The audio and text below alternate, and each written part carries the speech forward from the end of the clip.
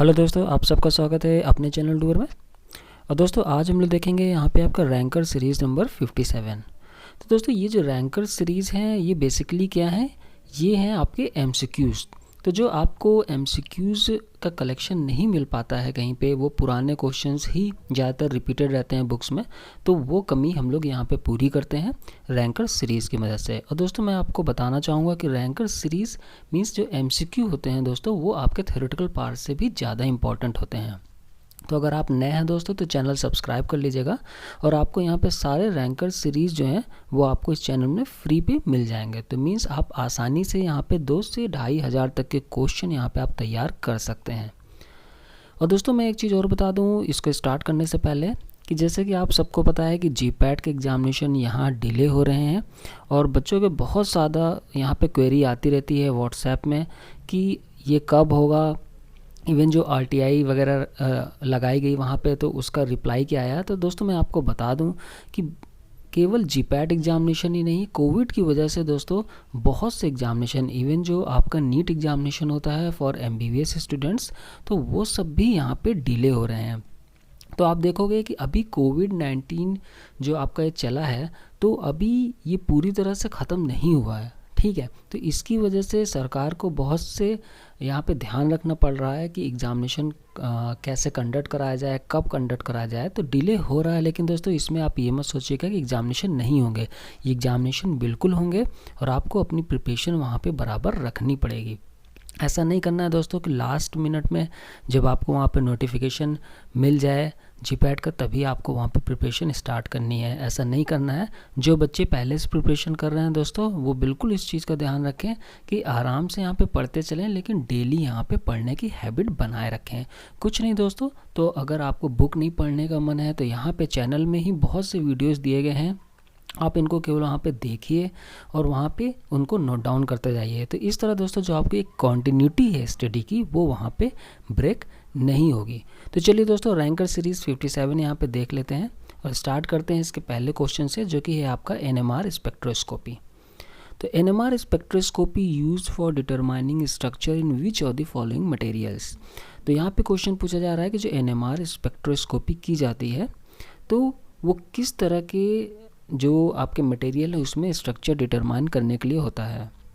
Radioactive materials में, insoluble chemical compounds में, liquids में, या गैसेस में। नए बच्चे ज़रूर ये चैनल सब्सक्राइब करिएगा, ताकि ये सारे ही एमसीक्यूज़ कलेक्शन और बहुत से दूसरे भी फैक्ट्स हम लोग इसमें लाते रहते हैं, जो आपके लिए कैरियर के लिए बहुत ही यूज़फुल होते हैं। तो दोस्तों यहाँ पे first question, NMR spectroscopy is use for determining structure in which of the following material. तो इसका आंसर है लिक्विड्स। सेकंड क्वेश्चन है कि NMR is the study of the absorption of by nuclei in a magnetic field. तो आपको बताना है कि NMR is the study of the absorption of radioactive radiation, IR radiation, radio frequency radiation, या microwaves by nuclei in a magnetic field.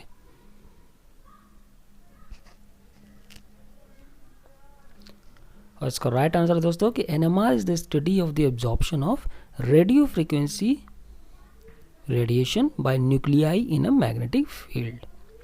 NMR spectrometer provides, अब यहाँ पे आपको 4 ऑप्शन दिए हैं। Method of determining structure in soluble chemical compounds. पहला option है कि एक्यूरेट एंड डिस्ट्रक्टिव, सेकंड है एक्यूरेट नॉन डिस्ट्रक्टिव, इनएक्यूरेट या एंड डिस्ट्रक्टिव, और inaccurate and non destructive.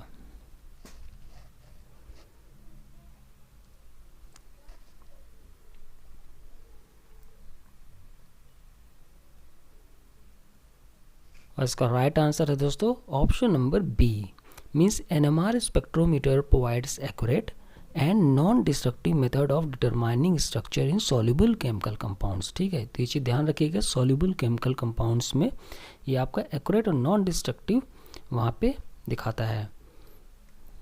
NMR spectroscopy indicates the chemical nature of the, अब यहाँ पे 4 option फिर दिए गए हैं, तो आपको बताना है कि एनएमआर स्पेक्ट्रोस्कोपी है वो इंडिकेट करता है केमिकल नेचर किसका, इलेक्ट्रॉन का, न्यूट्रॉन का, न्यूक्लियाई का, एंड स्पेशल पोजीशन ऑफ किसका, प्रोटॉन्स, इलेक्ट्रॉन्स, या नाइबरिंग न्यूक्लियाई। दोस्तों मैं यहाँ पे ऐड करना चाहूँगा और मैं बार बार इस चीज़ पे यहाँ पे फोर्स डाल रहा हूँ कि आप अपनी जो पढ़ाई है उसको कंटिन्यू रखिएगा। ये मत सोचिएगा कि एग्जामिनेशन नहीं होगा। दोस्तों कोई भी पढ़ाई यहाँ पे ख़राब नहीं जाने वाली है। अभी सब कुछ अपने टाइम पे चलने लगेगा। आपका जीपैट एग्जामिनेशन भी, नाइपर एग्जामिनेशन भी, ड्रग इंस्पेक्टर का भी यहाँ पे फॉर्म आने लगेंगे और साथ में जो गवर्नमेंट वैकेंसीज़ है वो भी वहाँ पे क्रिएट होने लगेगी। सब कुछ नॉर्मल हो जाएगा, लेकिन आपको ये चीज़ ध्यान रखना है कि अपनी पढ़ाई यहाँ पे कंटिन्यू रखनी है। ऐसा नहीं करना है जैसे बहुत से बच्चे हैं, 70% बच्चे इस समय केवल यही कर रहे होंगे कि वो गॉसिप कर रहे होंगे। वो आपस में केवल ये कह रहे होंगे कि यार इस बार एग्जामिनेशन नहीं होगा और अभी क्या पढ़ना, जब होगा तब देखी जाएगी। और मीन्स वहाँ पे टाइम बर्बाद, तो टाइम बर्बादी आपको नहीं करनी है दोस्तों। सारे एग्जामिनेशन होंगे और कोई भी पढ़ाई यहाँ पे ख़राब नहीं जाने वाली है, क्योंकि ऐसे ही क्वेश्चन आपको ड्रग इंस्पेक्टर के एग्जामिनेशन पे भी मिलते हैं। कोई अलग से क्वेश्चन नहीं क्रिएट किए जाते, बल्कि ड्रग इंस्पेक्टर में और जो आपकी गवर्नमेंट वैकेंसीज़ निकलती है, जो फार्मासिस्ट वगैरह की निकलती हैं वैकेंसीज़ दोस्तों, उन सब में जो क्वेश्चन है वो सब इससे ही आता है। तो अगर आपने जीपैट की प्रिपरेशन अच्छे से कर ली तो आप आसानी से गवर्नमेंट एग्जामिनेशन भी वहाँ पर क्लियर कर सकते हैं। तो दोस्तों यहाँ पे आपका राइट आंसर है option number D. NMR spectroscopy indicates the chemical nature of the nuclei and spatial position of neighboring nuclei. Question number 5. In NMR spectroscopy, the spinning nuclei in a strong magnetic field must be irradiated by which of the following? Perpendicular and stronger field, perpendicular and weaker field, parallel and stronger field या parallel and weaker field? तो आपसे पूछा जा रहा है कि NMR spectroscopy में जो स्पिनिंग न्यूक्लियाई होता है स्ट्रॉन्ग मैग्नेटिक फील्ड में, तो इसको हम किस चीज़ से इरेडिएटेड करते हैं? परपेंडिकुलर स्ट्रॉन्गर फील्ड से, परपेंडिकुलर एंड वीकर फील्ड से या parallel and stronger field and parallel and weaker field?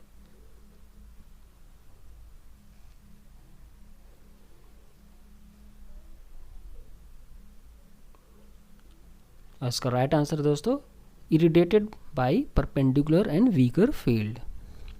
Question number 6.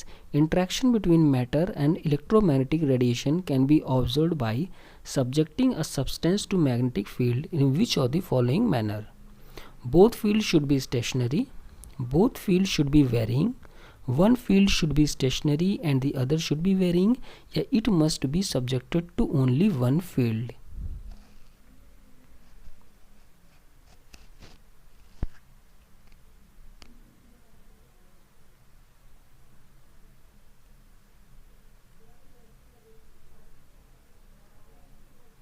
And the right answer is one field should be stationary and the other should be varying. Question number 7.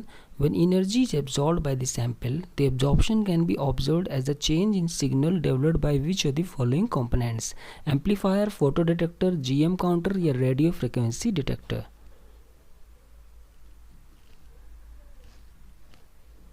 Amplifier, photodetector, GM counter या radio frequency detector?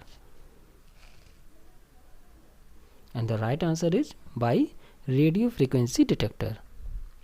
Which of the following are considered to be the lowest form of electromagnetic radiation? IR radiation, microwaves, UV radiation या radio waves? तो इसमें से कौन है जो कि lowest form of electromagnetic radiation consider किया जाता है? IR radiation, microwaves, UV radiation या radio waves?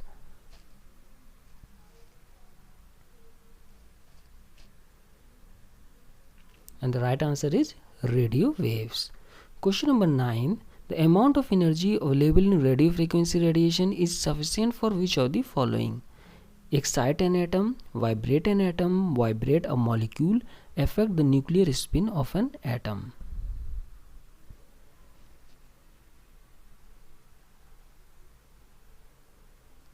Excite an atom, vibrate an atom, vibrate a molecule, affect the nuclear spin of an atom.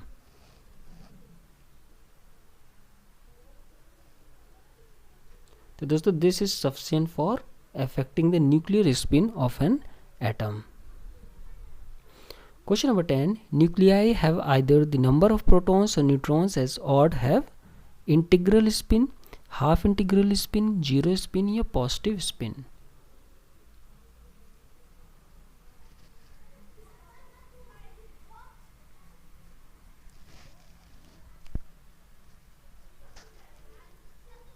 and the right answer is half integral spin. Question number 11, if the number of protons or neutrons is even, the spin of the nucleus will be which of the following? Integral spin, half integral spin, zero spin या positive spin?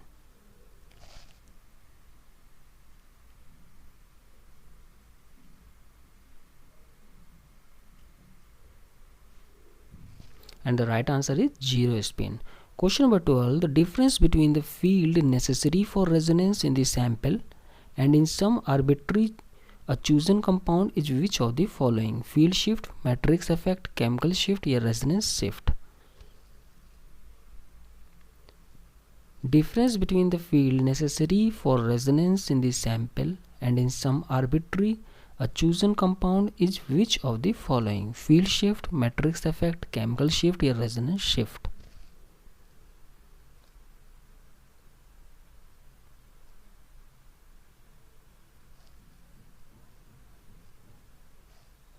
And the right answer is chemical shift.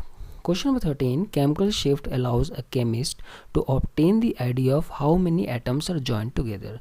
Chemical shift allow करता है chemist को ये जानने में कि कितने atoms एक साथ joined हैं. ये statement true है, ये statement false है.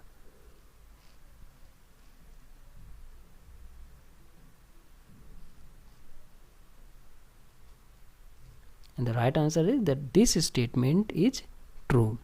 Question number 14, elementary particles such as electrons and nucleus have the property of spin. This statement is true or false?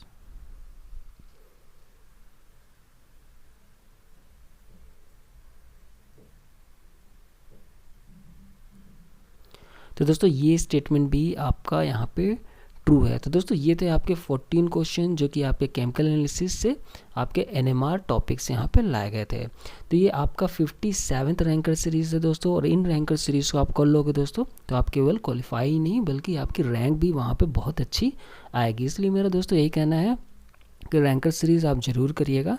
और जो बच्चे अभी तक टेलीग्राम चैनल नहीं ज्वाइन किए हैं डूअर एकेडमी @डूअर एकेडमी, आप वहाँ पे सर्च करेंगे तो ये चैनल आ जाएगा. इसको आप सब्सक्राइब कर लीजिए क्योंकि वहाँ पे हम लोग दोस्तों जल्दी आपके लिए टेस्ट सीरीज़ वगैरह वहाँ पे लाने वाले हैं. तो यहाँ पे आप ज्वाइन होते जाइए और जैसे ही नोटिफिकेशन आएगा GPAT का तो वहाँ पे ये सारी एक्टिविटीज़ शुरू हो जाएगी. साथ ही साथ दोस्तों हमारा दूसरा चैनल भी है फार्मा जॉब्स एंड वैकेंसीज़, इसको भी आप वहाँ पे सब्सक्राइब कर लीजिएगा ताकि जो भी जॉब आती हैं वैकेंसीज़ आती हैं वो आपको वहाँ पे नोटिफिकेशन मिल जाए. Thank you, take care, bye bye.